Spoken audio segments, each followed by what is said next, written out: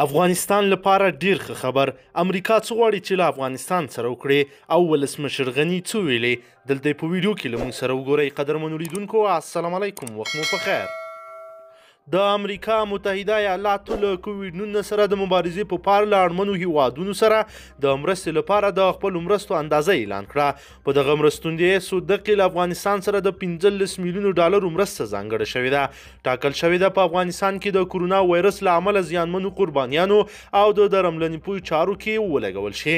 په ورته مهال په کابل کې د امریکا سفارت پرون په خپل تازه بیان کې بیا وویل چې له ځانګړې شوي 15 میلیونو مرستې څخه به یې 15 په افغانستان کې د کورونا وایرس د پیښو د قربانیانو پر تشخیص او د کورنیو د بې ځایه شوي پر درملنه لګوي. دوی زیاتوي چې پاتې 10 میلیونه ډالر به روغتیا نړیوال سازمان ته ورکوي ترڅو په افغانستان کې د کورونا پر وړاندې مبارزه کې ولګوي. دا په داسې حال کې ده چې وړمه ورځ د عامې روغتیا وزیر ښاغلی فیروزالدین فیروز رسنیو ته په خپلو وینا کې ویل چې له کورونا سره د مبارزې لپاره دغه وزارت ته ځانګړې شوې بودیجه کمه ده او د ویروس لمنه پراخه نوموړي زیاته کړې چې په هیواد کې د بارانونو له امله د دغه وایرس د ډیریدو خپریدو خبر ورکول کیږي.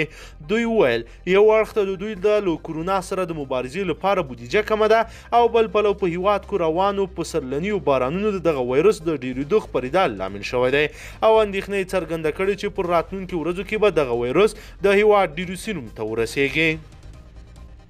افغانستان کې دی چې حتی لومړنۍ روغتیایي اسانتیاوې ته لاسرسی سخت دی. د کورونا پر وړاندې مبارزه کې د ولس اندېښنې لا پسې زیاتې شوې دي.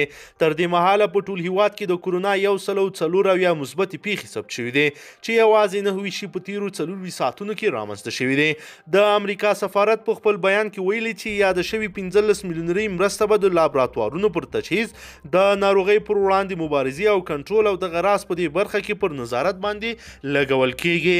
د یادونې وړ ده چې څه موده وړاندې مایک پامپیو له افغانستان سره د مرستې ژمنه کړې وه او ویلي و چې د کورونا پر وړاندې مبارزه کې به له دغه هیواد سره خپلې مرستې جاري ساتو.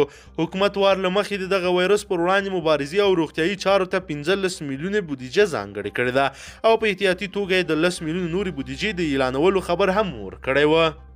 قدرمنو لیدونکو که چیرې غواړئ چې ورته تازه او مهمو پیښو څخه ځان ډیر ژر او په لنډو کې خبر کړئ، زموږ چینل د سره سبسکرایب کړئ او ویډیو د سره حتما لایک کړئ. تر بلې ویډیو مو په لوی رب سپارمه.